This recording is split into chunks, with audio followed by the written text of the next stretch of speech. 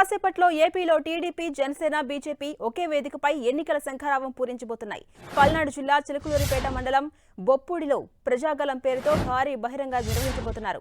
ఈ సభకు అన్ని ఏర్పాట్లు పూర్తయ్యాయి. ఈ సభ ద్వారా ఆంధ్రప్రదేశ్కు ఎన్డీఏ కూటమి ఏం చేయబోతుందన్న విషయాలను వెల్లడించబోతున్నారు. అయితే పొత్తు ఖరారైన తర్వాత మూడు పార్టీలు కలిసి సంయుక్తంగా తొలిసారి సభ నిర్వహిస్తుండటంతో సర్వత్రా ఆసక్తి నెలకొంది. బొప్పూడి వద్ద 300 ఎకరాల విస్తీర్ణంలో సభా ప్రాంగణాన్ని తీర్చిదిద్దారు. ఇందులో 225 ఎకరాల వాహనాల పార్కింగ్ కోసం హెలీప్యాడ్లకు కేటాయించారు. 75 ఎకరాల్లో సభా వేదికతో పాటు వీఐపీలు ప్రజలకు వేరువేరుగా గ్యాలరీలు ఏర్పాటు చేశారు. 8 అడుగుల ఎత్తులో ప్రధాన వేదిక నిర్మించారు. దాని వెనుక వైపు అత్యంత ప్రముఖుల కోసం గ్రీన్ రూమ్లు ఏర్పాటు చేశారు. ఈ సభ కోసం మొత్తం 7 హెలీప్యాడ్లు నిర్మించారు. సభా ప్రాంగణాన్ని ఇప్పటికే ఎస్పీజీ తన ఆధీనంలోకి తీసుకుంది. ఇక బొప్పూడి వద్ద ఏర్పాటు చేస్తున్న జనగలం సభలో ప్రధాని మోదీతో పాటు టీడీపీ అధినేత చంద్రబాబు, జనసేన అధినేత పవన్ కళ్యాణ్ ఒకే వేదికపై కనిపించబోతున్నారు.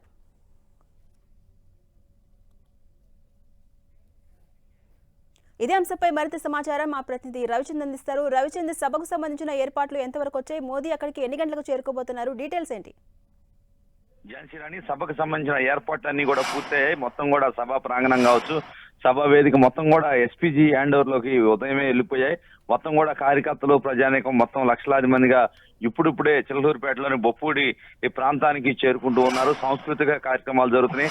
కొద్దిసేపటి క్రితమే జనసేన అధినేత పవన్ కళ్యాణ్, నాగబాబు ఇద్దరు కూడా ఇక్కడికి సభా ప్రాంగణానికి చేరుకున్నారు. మరి కాసేపట్లో టీడీపీ అధినేత చంద్రబాబు కూడా హెలికాప్టర్ లో ఇక్కడికి రాబోతున్నారు. తర్వాత ప్రధాని నరేంద్ర మోడీ 4 గంటల తర్వాత గన్నవరం విమానాశ్రయాన్ని దిగుతారు. అక్కడి నుంచి ఇక్కడికి బొప్పూడి హెలికాప్టర్ లో ద్వారా ఇక్కడికి రాకపోతున్నారు. ఇక్కడ ప్రత్యేక హెలీప్యాడ్లు సిద్ధం చేశారు. దాదాపు 7 హెలీప్యాడ్లు సిద్ధం చేశారు. ఇప్పటికే పవన్ కళ్యాణ్ చేరుకున్నారు. మరి కాసేపులో చంద్రబాబు రాబోతున్నారు. మోడీతో పాటు 3 హెలికాప్టర్లు భద్రత కోసం వస్తున్నాయి. మొత్తం 7 హెలీప్యాడ్లు సిద్ధం చేశారు. టీడీపీ, బీజేపీ నేతలు చేరుకుంటూ ఉన్నారు. రాష్ట్ర బీజేపీ అధ్యక్షురాలు దగ్గుబాటి పురంధేశ్వర్ కూడా కొద్దిసేపటి క్రితమే సభా ప్రాంగణానికి చేరుకున్నారు. ఏదైతే మొత్తం కూడా వీరందరూ కూడా 35 నిమిషాల్లోనే ఇద్దరు ముగ్గురు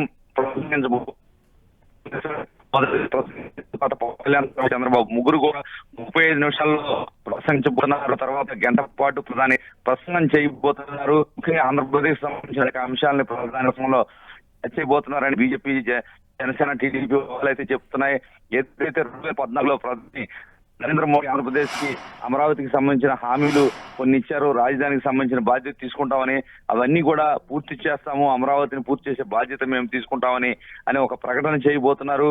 అదేవిధంగా పోలవరానికి సంబంధించి కూడా స్పీడ్ గా దాన్ని ఫాలో అప్ చేస్తామని కూడా ఒక ప్రకటన చేసే అవకాశం ఉంది. అదేవిధంగా చూసుకుంటే విశాఖని ఆర్థిక రాజధానిగా చేస్తామనే ప్రకటన కూడా ప్రధాని చేయబోతున్నారని ఇక్కడైతే ప్రచారం జరుగుతుంది. మొత్తానికి ఈ రోజు చారిత్రాత్మక మీటింగ్ లా ఇది ఈ పార్టీలన్నీ కూడా అభివర్ణిస్తున్నాయి.